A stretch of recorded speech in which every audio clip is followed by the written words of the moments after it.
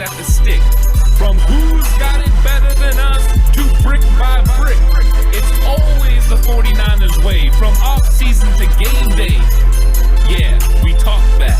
It's the 49ers Cutback.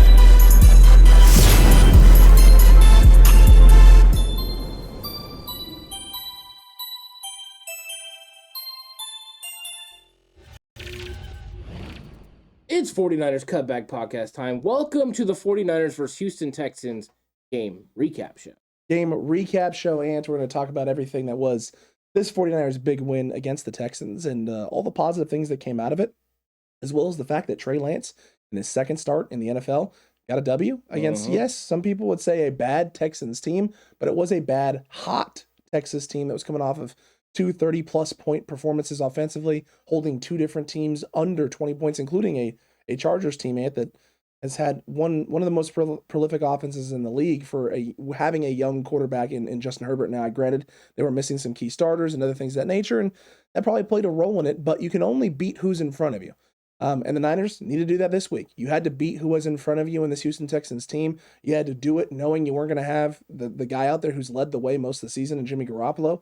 And they came out in a big way offensively. And yes, they struggled early, but they figured it out late. But you know what didn't struggle at all, Ant? From start to finish, this run game was absolutely fantastic.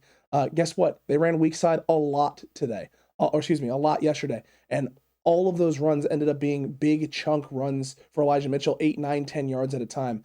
21 carries for 119 yards, and plus the receiving touchdown. Yeah, there was a mentality, that the 49ers came out and wanted to establish the run game, and they showed it early. Elijah Mitchell with the first play run, Deebo Samuel with the second play run. They wanted to go out there and prove what their identity was, and they were trying to take advantage of the Houston Texans' weaknesses on defense, but also what they were trying to do was get Trey Lance into situations where he could be successful. And ultimately what they needed to do is get this run game going. They could get the play action going and get him outside the pocket where he could get some rhythm throws. Even early in this game, when they tried to get that going, Trey Lance struggled a little bit on the outside. Threw the ball behind Kyle Juszczyk, threw the ball behind Jawan Jennings. You could tell he was trying to find his rhythm and trying to, feel comfortable inside the pocket, feel comfortable outside the pocket, but mainly just feel comfortable with his reads. And it seemed to be a little bit of a trying issue early in this football game. He was leaving the ball flat. Defenders were able to time and get up and knock the football down. But you've seen a little bit of a shift in the second half. But this offense was pretty much stagnant in the first half. They would have some key runs, and then ultimately the drives would stall out when you had a negative play or something didn't go their way, which included, a couple misses from Trey Lance where he missed open receivers. We knew this was going to be something that he struggled with. He's still learning how to operate this offense at a high level. He does have an understanding of the offense, Alex, which I thought was nice, seeing him in pre-snap reads, being able to can plays, get in and out of plays like we wanted him to be able to do pre-snap. But still, when it gets to the post-snap, he's still struggling a little bit. When everything starts flying, everything starts moving really fast. The only one good thing he has going for him, though, he has legs to be able to get outside the pocket, extend plays, and give himself an opportunity to get the ball down the field to a very talented receiver group.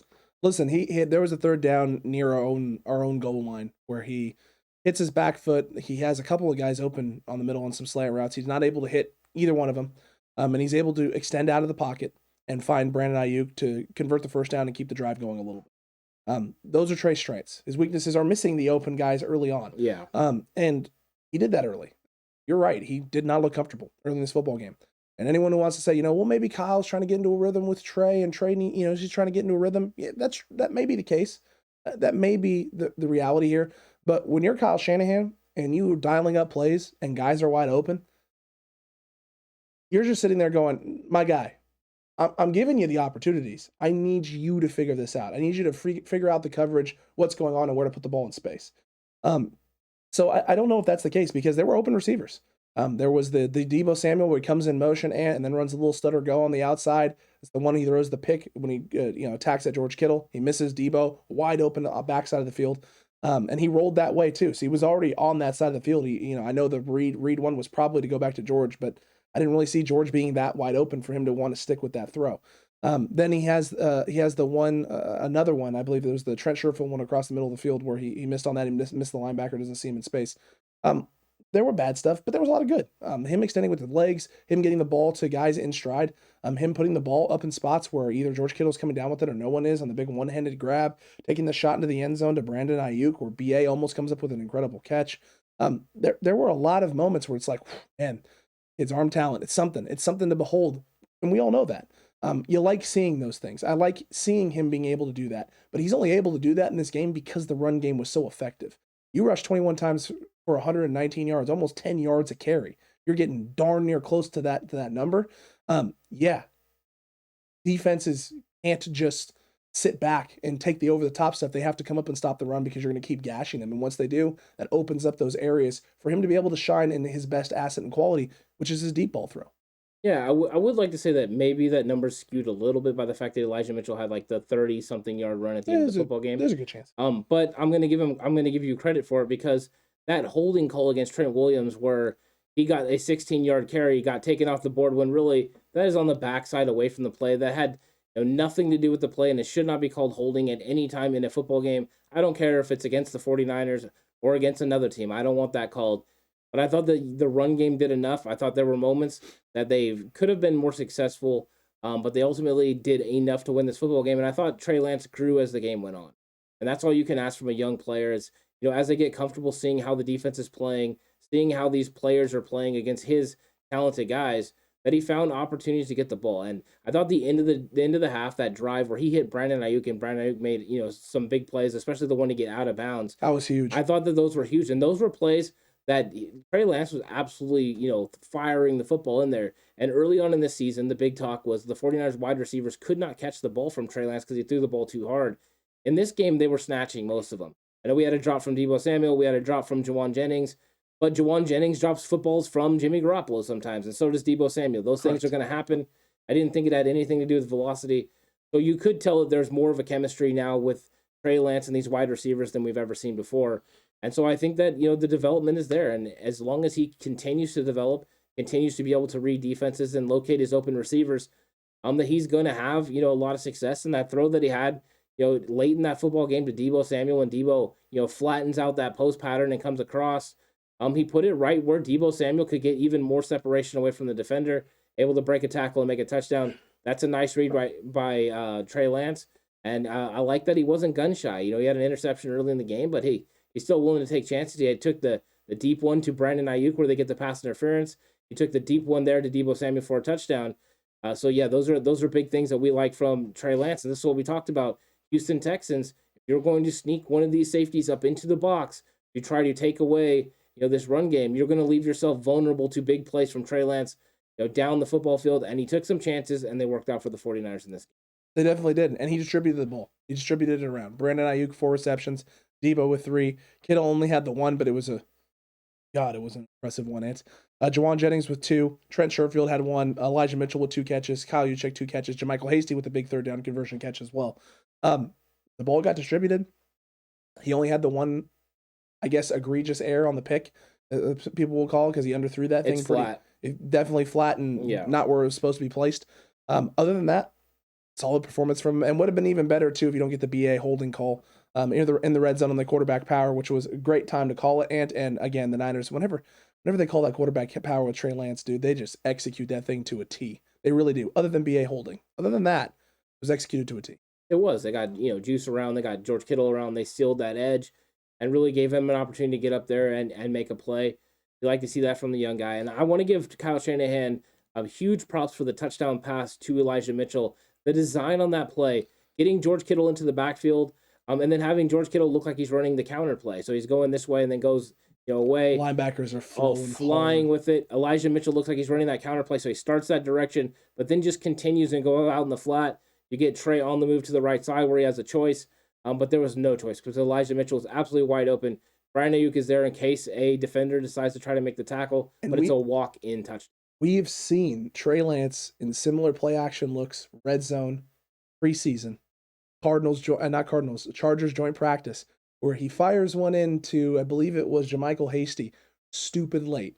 Remember that? Jermichael Hasty was basically standing at the goal line waiting for the football, and Trey finally comes back to him on that situation off a play action look. We've seen that before. So that tells you how much the development has changed for Trey Lance. Coming off that play action, recognizing how much the linebackers have shifted and not even looking for something else, just going right to the guy that he knows, I can get this to you, you can walk this in, it's easy money, it's beautiful, it's 7 points. It's what the 49ers needed at the time. And tip my hat to Trey, and tip my hat to Scangarello, and tip my hat to Kyle Shanahan. They've continued to develop this kid. It's obvious that he's improved. This was a much better performance from him overall, and the 49ers playmakers stepped up in a big way today again and made plays. Kittle with the one-handed grab, Brandon Ayuk catching the ball, breaking tackles, running after the catch, getting out of bounds, giving the Niners opportunities for 3 points, and then Deebo Samuel obviously in the run game and the big middle crosser and catching the ball, breaking a tackle, and skipping his way into the end zone. Yeah, he just does Deebo things. I mean, true. Deebo doing Deebo things. He's going to make an impact all over the football field. And the 49ers have a lot of playmakers that have, an impact in this game. And, Alex, my offensive key matchup in this game was, in fact, the 49ers playmakers against the Houston Texans defensive backs. And the reason that I chose this was because I knew that they needed to help Trey Lance. They needed to get the ball into their hands, and then they needed to make plays and just ease the pressure on him. He was going to feel the weight of the world. He had the pressure of not only starting for a second game ever in the NFL, but also he had the chance that he had to win this win this game to help the 49ers make the playoffs. There was going to be pressure on him, and they helped alleviate some of that pressure with big plays. And it started with Brandon Ayuk making, huge, runs after the catch and really getting the momentum going for Trey Lance, getting the momentum going for this 49ers offense. They needed that at the end of the half. They got it, and it turned into points.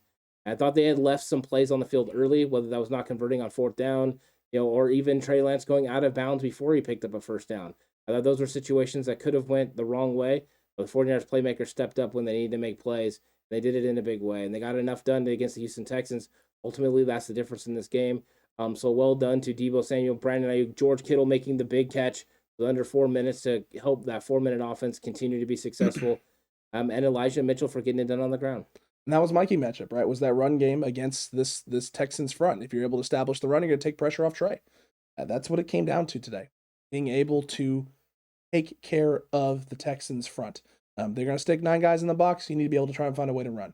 We kept talking about how backside is most likely the area they're going to have success, and they had a butt ton of success running backside, including situations where they started backside with the run, and Elijah Mitchell was able to cut back across the grain back to the strong side because of the flow having to come in to compensate for their weak side backer not being that great and them just not playing that well on the weak side against the run. And the 49ers took advantage of it, and they used Kyle Juszczyk in a lot of different ways.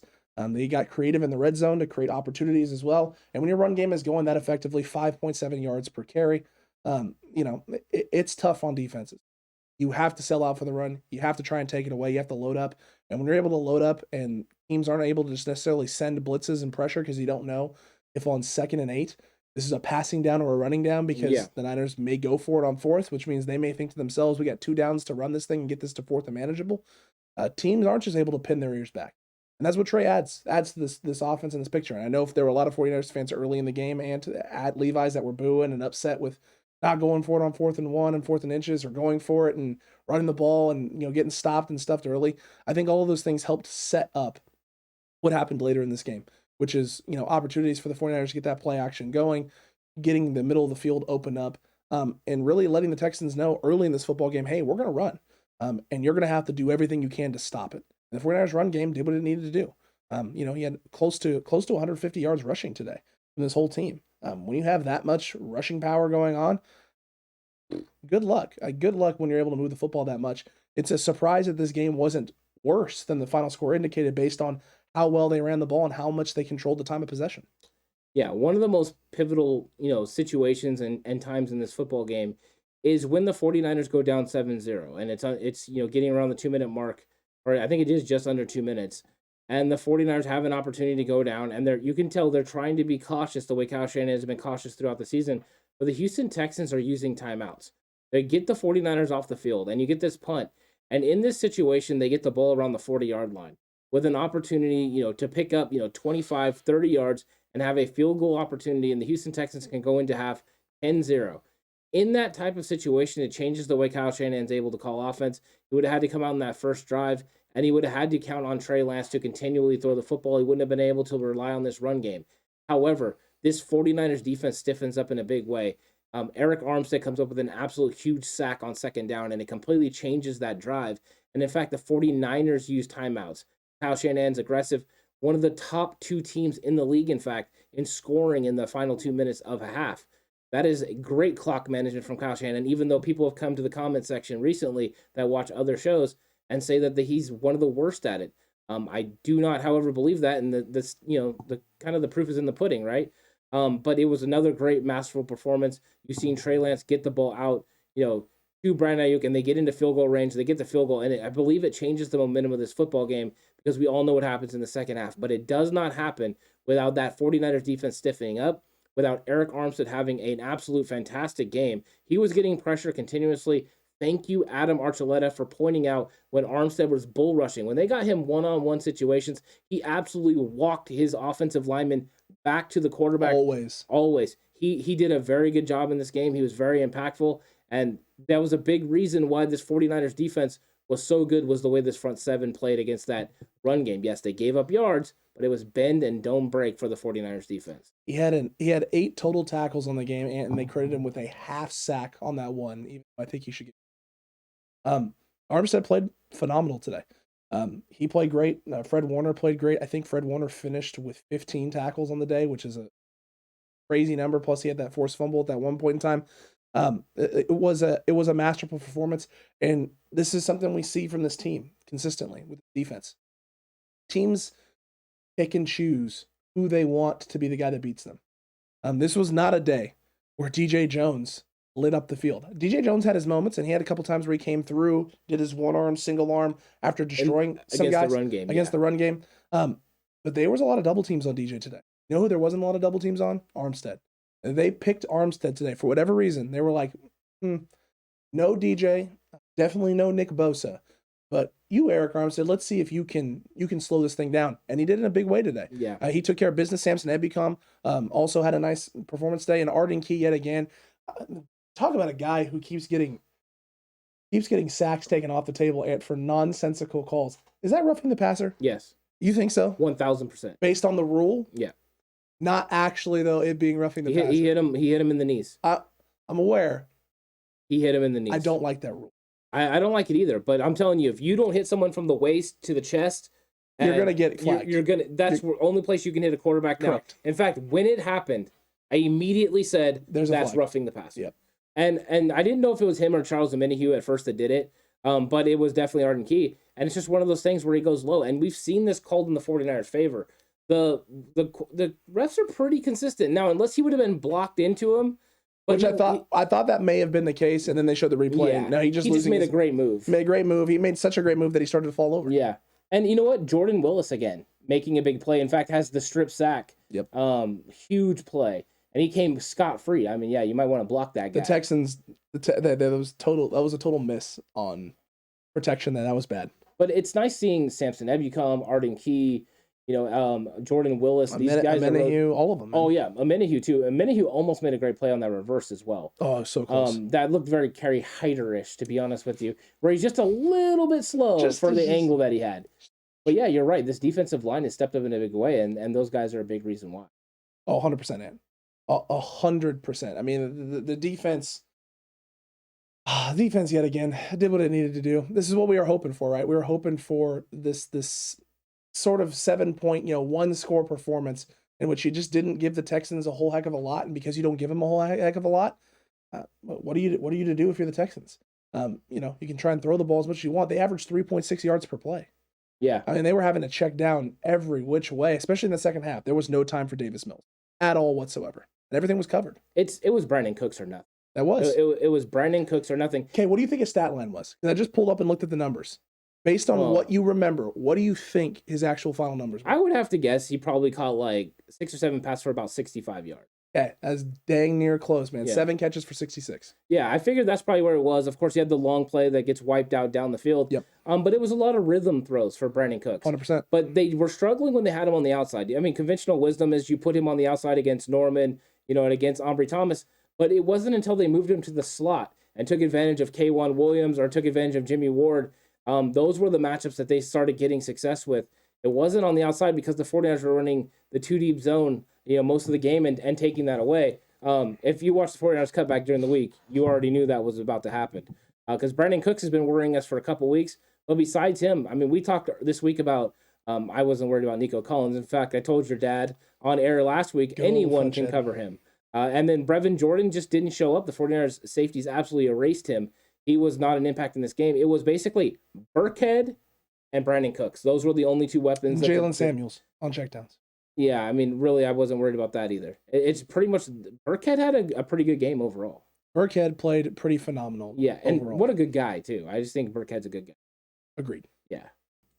And my defensive key matchup was Demeco Ryans against Davis Mills, and it was all about confusing him. And we talked about it was going to be a similar game plan to what he did against Trevor Lawrence, and that's exactly what they did in this game. They were going to force the Texans' hands to run the football. They were going to give him, run boxes. That it was going to be 7 men in the box, and then he was going to have to navigate and convert on third down. And in fact, Alex, my third down conversion, while that's bold, that they were going to be under 35%. In fact, I said 34%. You did say 34. And they get 33.3% in conversion rate on third down efficiency. I knocked it out of the park on this one. Literally did. Yeah, I felt pretty good about that in the special teams this week. I was kind of on target. It won't always happen, so I'm going to savor the flavor. But yeah, it was a good matchup for the 49ers. I thought Demeco Ryans did an excellent job of protecting his corners early in this football game. You've seen as the game weared on, they started finding a way to get one-on-one situations, and I think he played a little bit into that where he was trying to put pressure on Davis Mills. Yep. And we talked about that. You bring one of those safeties up, or you bring K'Wan Williams on a blitz, you're going to have situations where you get one-on-one. You have to make sure they're at the right times. Unfortunately, Josh Norman caught on the pass interference. I didn't think it was actually that bad. It didn't feel like it. It wasn't as egregious as normal because he's turned looking for the football. I actually hated it because he turned. Yeah. He turned, and I was like, I don't understand how it's... Archuleta is right. If he turns the other way, there's no call. But because he turned into Brandon Cooks, they call it. But it creates a new storyline because they benched him, and now Dante Johnson is going to be the starting guy. But ultimately, once again, Demeco Ryans comes up with a good game plan. Demeco Ryans goes out there and confuses a young guy. He takes all the checkdowns. All the guys rally, and then we talked about this. You force Davis Mills to make a mistake. He did. Marcel Harris comes up with a big pick in this football game. What happens after it is irrelevant at this point. Because it didn't get called? It didn't get called, and so you only go with what happened actually on the field. I'll take one in our favor, everyone. Just occasionally. There's nothing wrong with it. And it was big. Here's a fun fact for you and the Cutback crew. I'm pretty sure you already know this, but maybe the Cutback crew does not. The 49ers are undefeated when one of us gets a Wow That's Bold prediction correctly. Nice. Just saying. Now, my Wow That's Bold offensively almost came true, though. I got to point this out. I did say that Trey was going to throw for 2 touchdowns. Yeah. But the other part of that was that the 49ers quarterback room was going to have 3 touchdowns, so Jimmy was going to rush one in. That obviously didn't happen. Malarkey baloney from you. It was malarkey baloney, but I got it 50% correct, so hey. 100%. Hey, look at that. But look, defensively, my Wow That's Bold was Jimmy Ward and Tart versus Brandon Cooks and what I thought was going to be David Johnson, but he got COVID, and he spent time with Corona Chan, as another popular YouTuber likes to say, and so he wasn't in the game, so Rex Burkhead kind of became the go-to aficionado. He had himself a nice game for the second straight week, but the Niners did what they needed to do. Jimmy Ward, Jaquiski Tart, yet again. Tart almost had the big sack on Davis Mills, too, and it's unfortunate. He gets up in the air and comes down going in for Mills and catches his face mask against the 15-yard penalty.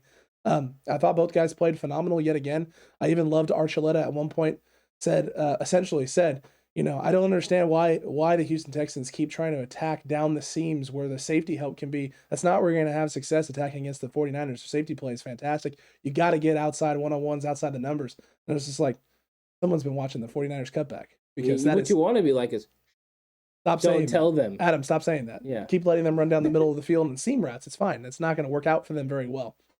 But look, Jaquiski Tart and Jimmy Ward have been playing great all year. Jaquiski Tart has shown how almost inexpendable he is right now. I mean, I don't believe he's expendable. I love Talanoa Hufanga's development. I don't think Talanoa Hufanga's development is better than Jaquiski Tart right now. I just don't see it. Nope. And I'm not convinced that it'll be ready by next year. I just don't see it. I really don't. When Jaquiski Tart is healthy, Jaquiski Tart is just so talented, man. He does so many great things for this team. Him and Jimmy Ward together, it's just like peanut butter and jelly. It really is. Yeah. It flows so well. There's nothing. I don't feel worried about our safety play. When one of them is out, I definitely worry about the safety play. When they're both in there, it's like, no, they're so in sync. Everything's fine. It just feels right, and it feels natural, it feels good, it feels glorious, and they showed again, on Sunday why that is the case. Jaquiski Tart and Jimmy Ward, man, what a combination! And the fact that nobody wanted Jaquiski Tart, nobody was willing to pay this man money. I will keep not wanting to pay this man money. I will keep bringing him back for as long as humanly possible.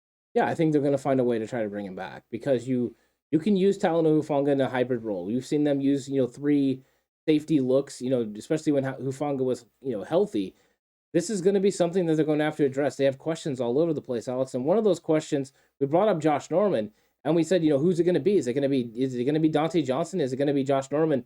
What if it's neither? What if Emmanuel Moseley is back and they go Emmanuel Moseley and Ambry Thomas?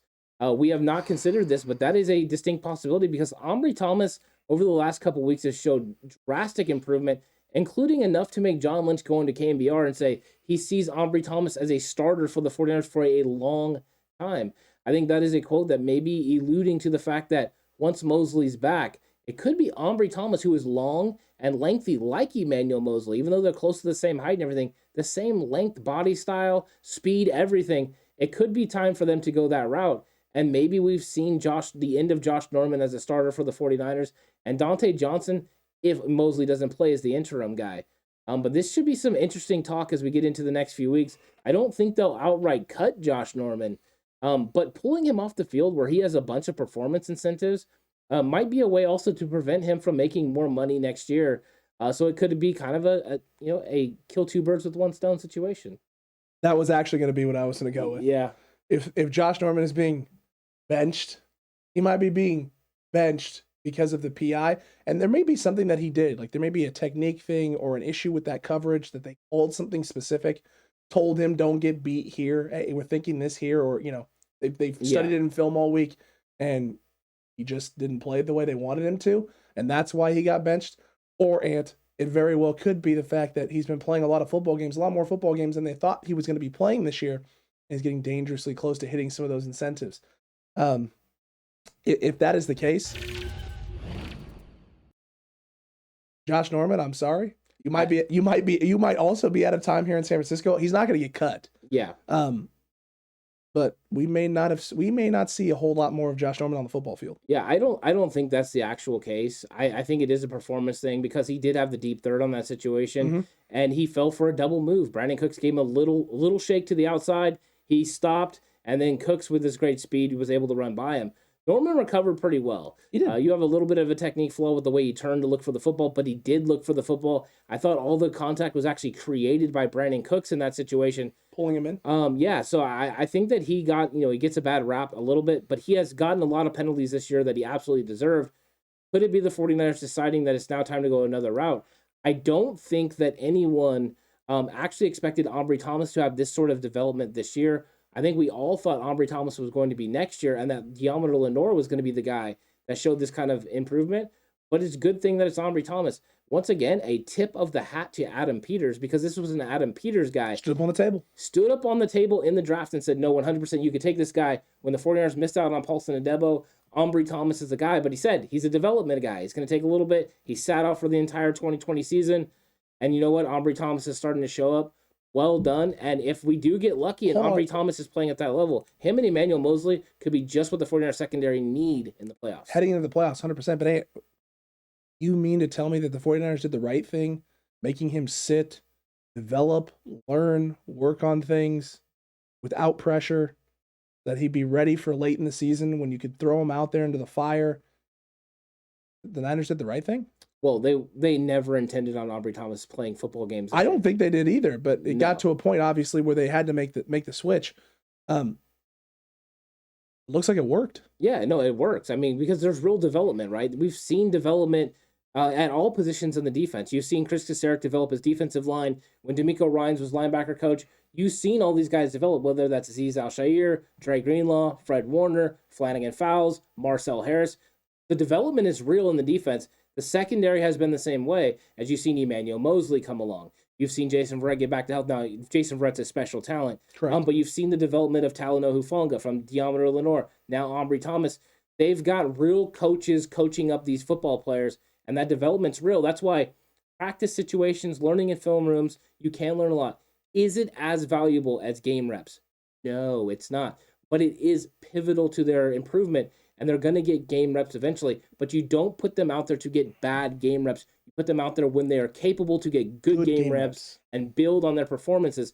That's when you take players from being good to being great, and from great to being elite. It's not about quantity of reps, Ant. Wait, about what? Quality. Oh, 100%. Quality of the reps. As Coach Collins used to say, reps, reps, reps. I love reps only if they're quality. If not, get the out. Wow. Was a literal quote. Wow. Yeah. It was the rep song is what we called it. Yeah. Not back in the day. It was a good song. My favorite Collins moment, in fact, is I met him the first time I ever met him. We were going over the defense for your football team and the McFadden defense. The good old McFadden. Was that the beach? No, it wasn't the beach. That wasn't the beach? Okay. No, that was when they were doing the long sticks and the short sticks. That sticks. I remember that. Okay. It was remember it was all the flame names. Yep. But yeah, like literally I point out the weakness of the defense. Literally the first thing I said to him is, well, wouldn't you just attack here? And he looks at me and he goes, yeah, that's the weakness of the defense. He goes, that's where I would go every single time. That's literally what it said right in front of McFadden. And McFadden just kind of looked at him like, and he kind of looked at me like with a little nod and a smile, like, we're kindred spirits. I like that. Yeah, so I had a lot of fun Collins was with the Collins. greatest, dude. He's Coach hilarious. Collins was the Yeah, greatest. great coach. Great coach. Fantastic coach. Yeah, fantastic coach. But look, that was a high school coach. 49ers have professional great coaches, and they're doing professional great jobs with this 49ers team. Kasarik is the GOAT, as we all know. Oh, he's fantastic. He's fantastic. The defense has been playing at a phenomenal level. What about Forrester with the offensive line? Forrester with the offensive line, dude. Tom Compton? Hello? Tom Compton has stepped in for Mike McGlinchey. And does Tom Compton play himself into a position next year? We're thinking, you know what? I need Compton to be a swing tackle, or I need Compton to be here. Or has Compton even played him into the conversation to possibly play right guard next year next to Mike McGlinchey? Possibly. I think that is he under contract next year? No, he's going to be a free agent. They had signed him to a 2-year deal. So there's last year. Someone may sign him too. Oh, I think someone will try to sign him, but where does he have his success? Here. Playing for Forrester, playing for Kyle Shanahan. True. Forrester also developed Trent Williams. That's one of the keys of why he was brought here to San Francisco, and he was the assistant for John Benton. And when Benton went to New York, he took over. Forster's a very accomplished coach. Yes, he is. Yes, he is. I mean, Laken Tomlinson is playing some of the best football of his career. Has to come back next year. Has to. You can't not. It's mandatory. It's literally. I mean, there are. I can think of 2 names that are must re-signs next year right now. Laken Tomlinson and Jaquiski Tartt. Those 2 guys need to get brought back. Yeah. You have to bring those 2 back. Everyone else is a luxury that you would like to have back. Those 2 have to be back next year. Have to. Yeah. No ifs, ands, or buts. I think there's a lot of players they want to bring back. How they're going to be able to work out it financially is going to be interesting. But you know what? In this game, Alex, we had players that stepped up in big time ways. And we were talking about defense. So let's talk about our defensive block is hot defensive players of the game.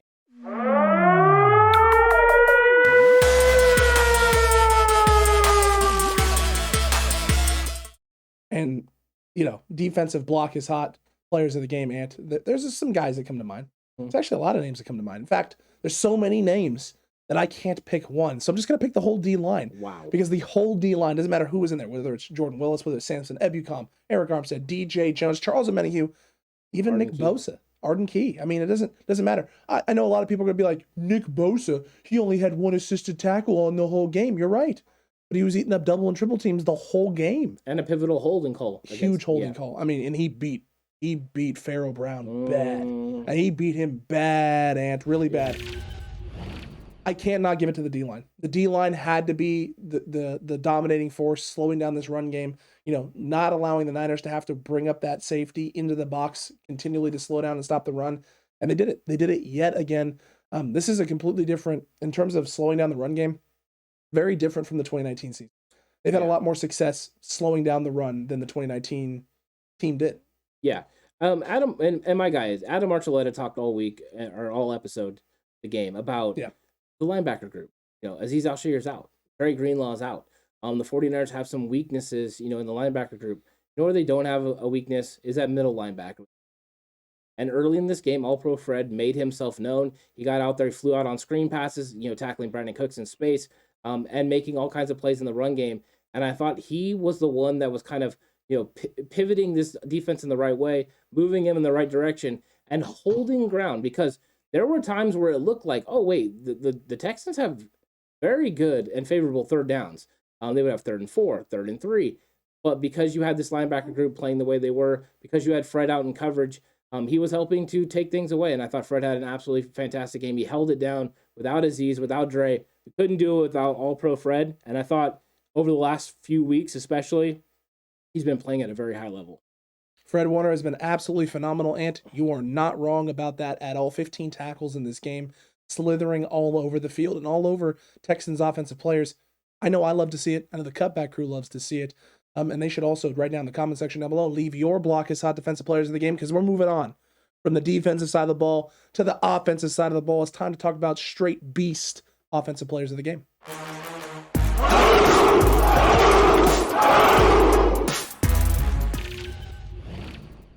My straight beast offensive player of the game is going to be a guy that needed to step up in a big way, and he had to have a good game. And it was a tale of two halves for him. But I'm going with Trey Lance, because I think that Trey Lance in this game could have easily have shriveled up when he struggled a little bit at the first part of the game. But you know what? He held his ground. He was able to get it done. He got through the turnover with George Kittle. You've seen the way he was able to wipe that away. That's one of the positive things I've always liked about Jimmy Garoppolo, is how he's able to just move past an interception. Trey Lance proved that he could do that in this football game. He got past it. And then he, had some key plays where he connected with receivers and made big-time plays. True. He needed to help his team get to the playoffs. He did just that. He had to play better than he played against Arizona. He did just that. And there was a first half that there wasn't a lot to build on. But in the second half, he changed the way that he was going to be viewed in this game. And ultimately, his numbers were very good. He should have had a rushing touchdown to go with 2 throwing touchdowns and over 225 yards passing. So an excellent performance for him in the second half. I look for him to continue to grow off of this. I thought the first half was shaky, but the second half definitely gets him the straight beast player of the game for me. I like it, Ant, because it's true. I mean, we needed a better performance than we got from the Cardinals game, and he did that in every way. Found guys underneath, consistently made good throws, put the ball in spots where guys could make catches. And after the one mistake, there wasn't really a whole lot of errors. There really wasn't a lot from Trey Lance. And when he got into crucial situations down in the red zone, Ant, no turnovers. We took points when we could get them. They converted this time around and got points into the end zone. Trey did what he needed to do today, and that's all you can ask for as a 49ers fan. That's all you could ask for if you're Kyle Shanahan. Yeah. Trey, go out there, do everything you can to help us win this football game, and just limit the mistakes. Mm-hmm. And part of the reason that he was able to limit those mistakes was this run game, and that's why I'm going to give it to Elijah Mitchell on the other side. 2 rooks. 2 rooks, man. 21 carries, a $119 Ant, plus the 2 catches for 11 yards and a touchdown.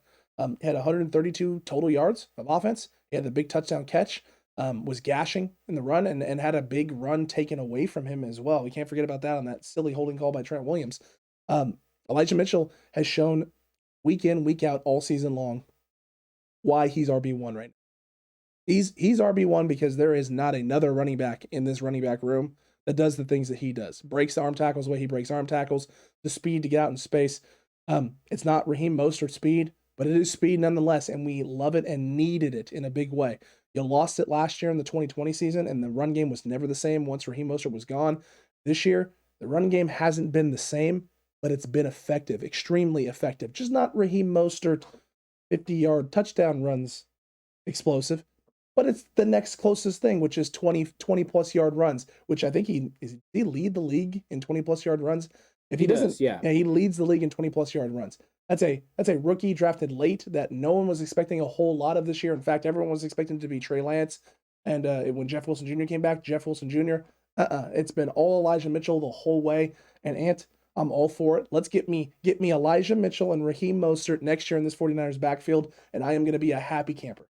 Yeah, I mean, Elijah Mitchell, did he get ran down in that play? Of course he did. He's going against a 4-3 defensive back who had an angle on him. He's going to get caught. There's only a few running backs in this league that don't get caught in that situation. One of them is Raheem Mostert.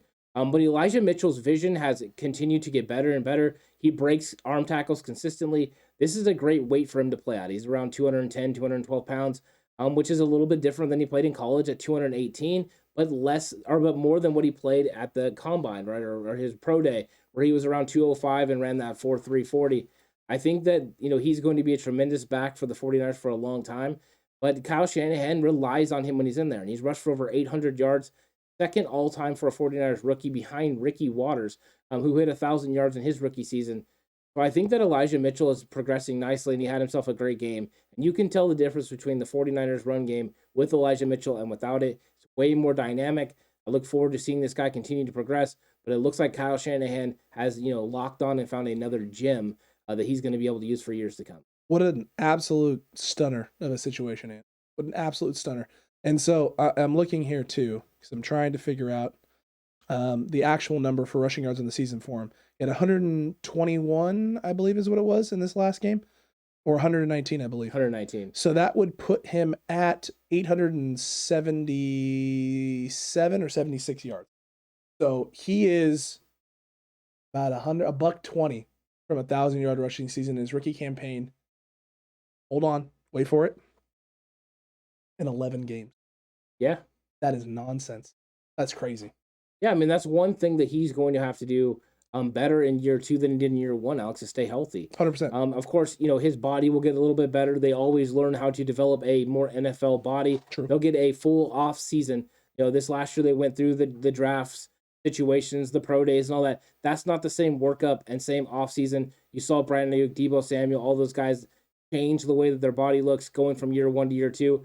I believe Elijah Mitchell will do the same thing. I'm expecting some hot yoga with Deebo Samuel in the offseason. It could be. And I mean, some of it could be too, just, them finding another running back that maybe takes 8 to 10 snaps away from him, because the 49ers weren't really willing to go Jeff Wilson too much in the game yesterday. Nope. And they didn't go with very much Demeco Hasty. We did see Hasty catch the ball in the backfield in third down situations. But you can tell Kyle Shanahan feels comfortable leaving Elijah Mitchell on the field, whether it's first, second, third, or fourth down. And that kind of respect early on in his career means good things for him in the future, because Kyle, if he trusts you, he's going to keep giving you the rock. He definitely is, Ant. He's going to definitely keep giving you the rock, which is why I think the Maserati and him would make a fine pair next season. I like that. We'll see. We'll see what happens. But let's get to the Hurt business, Ant, before we take up too much more of the Cutback Crew's time. Time to inaugurate and bring in some people who laid the hurt on this Houston Texans team. Let's get to the Hurt business.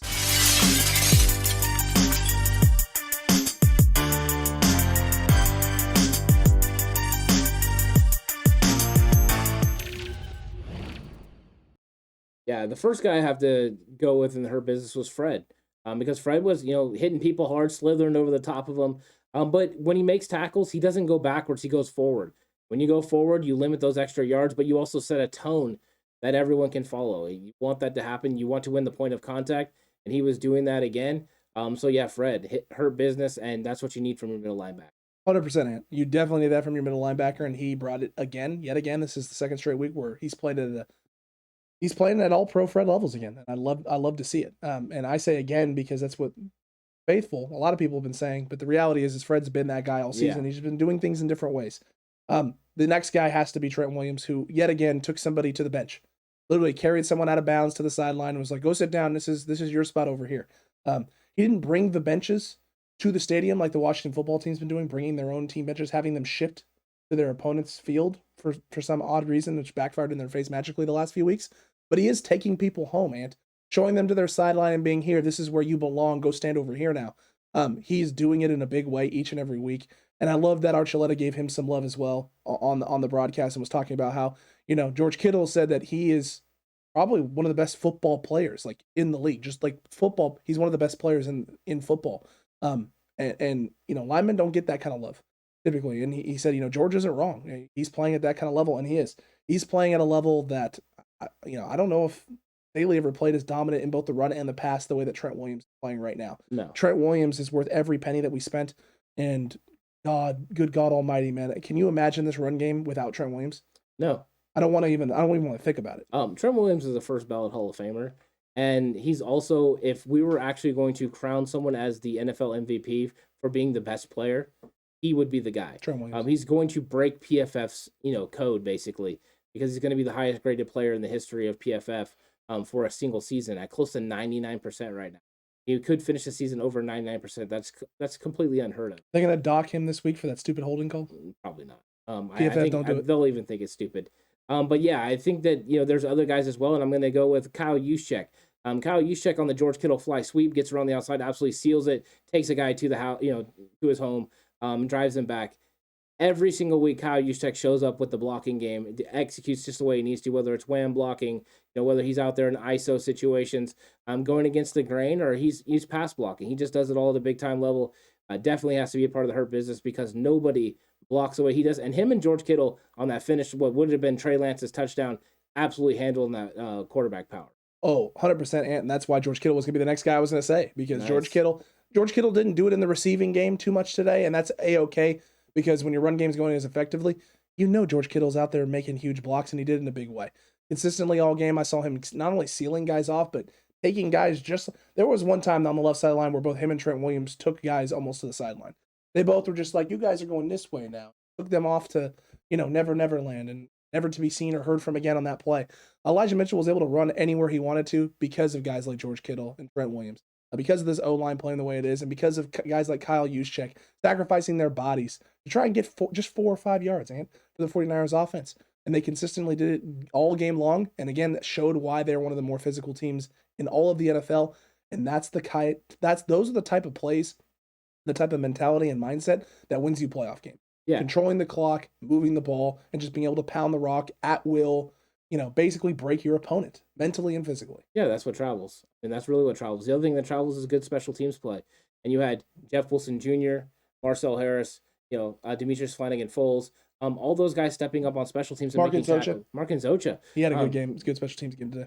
For that? He did. Yeah. I remember that. Yeah. But no, I thought that ultimately, though, Jeff Wilson Jr. making that opening tackle on the kickoff, he gets him pinned inside the 20. That's a huge play in the game because the Texans were coming out to see what they could get on those kickoff situations. He ran it out 2 yards deep.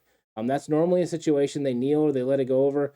They did not. They tried to bring it out, and Jeff Wilson Jr. made him pay for it. I thought that's a big part of the game, and I thought it set the tone for the special teams. Special teams is needed when you're playing complementary football. The 49ers, when you have a good defense, a great run game, and then you play complementary football with the special teams, filling their role, you have opportunities to win football games. That's what travels in the playoffs. The 49ers are going to do a lot of traveling because they're a wild card team. So they're going to have to win on the road, but they've proven this year that they're actually better on the road than they are at home. I think that's a good scenario for the 49ers if they can pull it all together. Absolutely is, Ant. We'll see what happens. We're going to find out all this week. The talk is going to be playoff scenarios, and as we get further into a week, we'll have them for you. We'll have those playoff scenarios. We'll be able to talk to you about them, break them down. But for now, Cutback Crew, let us know what you thought about this recap show. Did we leave some people out of the Hurt business? Did we miss on the straight beast? It shouldn't have been Elijah Mitchell. It should have just been Trey. Ant was right. Alex, you were wrong. Let me know about it in the comment section down below. And then Block is Hot. Did we miss someone? Let us know about it. Let us know. We want to have these conversations. And what was your favorite moment from the game?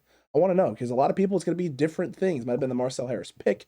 It could have been Elijah Mitchell busting long runs, or who knows. And I would think most people, it's going to be the big Trey Lance throw to Deebo Samuel. I'm just saying it's probably that, or maybe the George Kittle one-handed reception. Who knows? Yeah, I think that actually my favorite play in the game will probably be a little bit different than most. Okay. And that is the Elijah Mitchell run, because I think that was the first moment I knew the game was complete. It was over. And, excuse me. You're good. That's what we needed. It's just choking you up inside. I know. It's choking me up inside. It's such beautiful. Ant's a big fan of the run game. I don't know if you all knew this. That cough blew through my throat like Elijah Mitchell blew through the defense of the Houston Texans and got that nice run, and that was the moment that we knew the game was sealed. True. Yeah. Very, very true. I like to use analogies. It's wonderful. Listen, Cutback Crew, there's tons of ways you can support the channel. You can like the video. You can subscribe, which is free, by the way. I don't know if you guys knew that. You're going to hit the subscribe button. It's free. And then if you decide like a week from now that you just hate our guts, you can unsubscribe for free as well. It doesn't cost you anything, but it does support the channel. It does pump out the content that all the other 49ers fans out there in the ether. And there are a lot of them. So let them know about the podcast. Like, subscribe, share, comment down below. Or, if you want to support us a little bit more in depth, you can become a channel member right here on YouTube, get access to Madden gameplays and things of that nature. Or you can go over to Patreon, and where you get additional 49ers Cutback content, whether that's 49ers playthroughs with me on Madden, 49ers Fantasy Football, which is going to get updated this week because it is finals. It is the championship week, and unfortunately, after going 11-2 in the regular season, your boy lost in the semifinal matchup by 2 freaking points because the Cowboys defense. Or wonderful things like I don't know what we have. Those all 22 highlights, and where you get to Yeah. go through all of the big plays from the previous game. There is tons of great content over on Patreon, and as the season and the year progresses, the content will change up a little bit. You'll get new shows, new ideas, new concepts, and also tons of new things coming to the regular YouTube channel as well. So make sure you're subscribed. Don't miss out on anything because we got a lot of fun stuff coming your way. Yeah, just like Big Yikes later on. You're going to get a new episode of Big Yikes, and it's going to be jam-packed full of yikes, because whether the 49ers win or lose, there's always yikes to come out. Some of them come out actually before the game. Some of them come out during the game. Sure. And we like to get into it. We like to have a good time. If you like to laugh, jump over to Patreon and join, and you can, be a part of Big Yikes. It's a great time. I always enjoy it, and I'm going to be enjoying all the content that's going to be coming out this week as we're going to pump it out. We get closer and closer to this Rams game, going through all the scenarios and the fact the 49ers, what they need to do to beat this Rams team and potentially put themselves in the playoffs for the first time since 2019. And then what will that mean for the 49ers? How will they do in the playoffs? It's going to be a fun time here in the next week or so out. 1,000%. Yes, it is.